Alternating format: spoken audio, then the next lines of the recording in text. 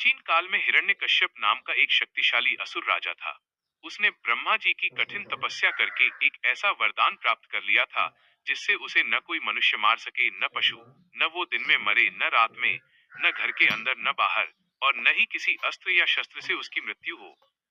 इस वरदान के कारण वो अहंकारी हो गया और खुद को भगवान मानने लगा।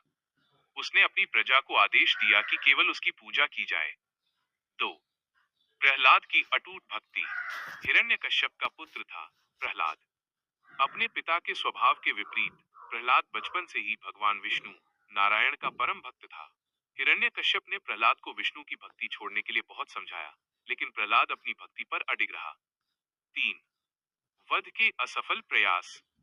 जब प्रहलाद नहीं माना तो हिरण्यकश्यप ने उसे मारने के कई प्रयास किए। उसे ऊंचे पहाड़ से नीचे फेंका गया, हाथियों के पैरों तले कुचलवाने की कोशिश की गई, जहरीले सांपों के कोठरी में डाला गया, परंतु भगवान विष्णु की कृपा से प्रहलाद हर बार सुरक्षित बच गया। 4. होलिका और प्रहलाद। अंत में हिरण्यकश्यप ने अपनी बहन होलिका की मदद ली। होलिका को यह वरदान था कि वो आग में नहीं जलेगी। वो प्रहलाद को अपनी गोद में लेकर चिता पर बैठ गई। लेकिन चमत्कार हुआ, प्रहलाद नारायण का नाम जपते रहे और सुरक्षित रहे, जबकि होलिका जलकर भस्म हो गई। जब हिरण्यकश्यप के अत्याचार अपनी सीमा पार कर गए, तब उसने क्रोध में भरकर प्रहलाद से पूछा, कहाँ है तेरा विष्णु? क्या वो इस खंभे में भी है? प्रहलाद ने विनम्रता से उत्तर दिया, हाँ पिताश्री, प्रभु तो कण कण में व्याप्त है।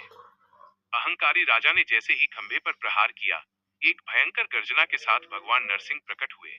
उनका शरीर आधा सिंह और आधा मनुष्य का था। ब्रह्मा जी के वरदान का सम्मान करते हुए भगवान ने हिरण्यकश्यप को महल की चौखट पर अपनी गोद में लिटाया और संध्या के समय अपने नाखूनों से उसका वध कर दिया। इस प्रकार अधर्म का अंत हुआ और भक्त प्रहलाद की रक्षा हुई। ऐसी ही और भी पौराणिक और प्रेरणादायक कहानियों को देखने के लिए हमारे चैनल को सब्सक्राइब करें।